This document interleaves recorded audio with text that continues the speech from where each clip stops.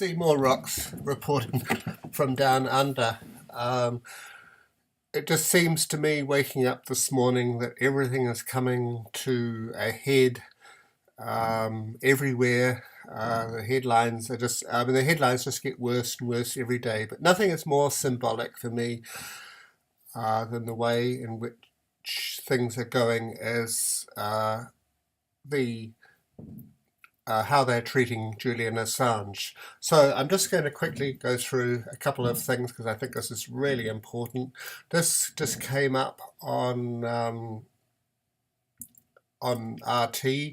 Grave concerns. Assange can barely talk. Moved to prison hospital, says WikiLeaks. WikiLeaks founder Julian Assange has been moved to the hospital wing of the Belmarsh prison in the UK, prompting concerns about his health pending the hearing on his extradition to the US. Assange's health had already significantly deteriorated during the nearly 7 years he spent in the Ecuadorian embassy in London, and has continued to get worse over the 7 weeks he has spent in Belmarsh, WikiLeaks said in a statement on Wednesday. Now, none of this is being reported in the Western media. All they've reported is that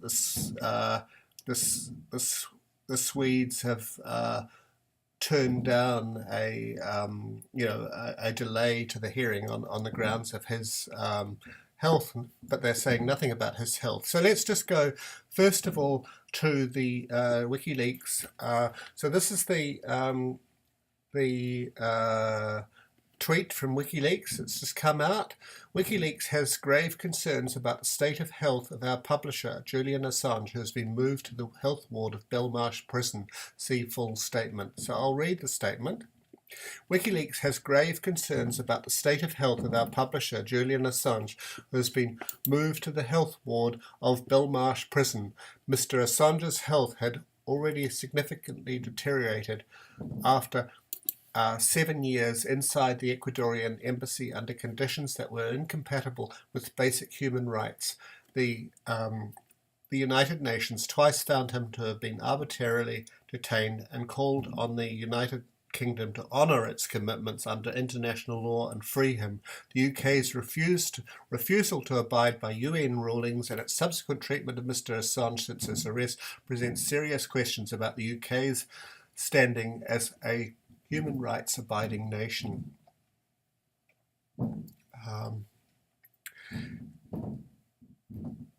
In his last year in the embassy, as the US finalised its extradition plans, Julian Assange was, at the bequest of US authorities, totally isolated and gagged, a situation designed to make his life as hard as possible. During the 7 weeks in Belmarsh, his health has continued to deteriorate and he has dramatically lost weight. The decision of prison authorities to move him to the health ward speaks for itself. We strongly condemn the refusal by the Swedish court to postpone a hearing on 3rd of June on the basis of Mr. Assange's health condition. Defence lawyer for Assange, Per Samuelsson, said that Julian Assange's health state last Friday was such that it was not possible to conduct a normal conversation with him. Tomorrow, May the 30th, there is a formal hearing in Westminster Court on the extradition request by the Trump administration. The initial US warrant has been expanded to include a life sentence or potential death penalty under the Espionage Act announced last week and the superseding indictment, which disclosed 17 additional charges, bringing the potential sentence to 175 years in prison. The indictments have been widely condemned by free press organizations as the most serious attack against publishing activities in modern times. The Trump administration, in essence, criminalizes the very act of journalism. The indictment utilizes the archaic Espionage Act of 1917 to indict a publisher for the first time in history in an unprecedented escalation of the Trump administration's war on the free press. So I'll go back here and There are two articles. This is the most important one that's come out from Caitlin Johnson. Assange is reportedly gravely ill and hardly anyone's talking about it, and I strongly suggest that people actually have a look at this article.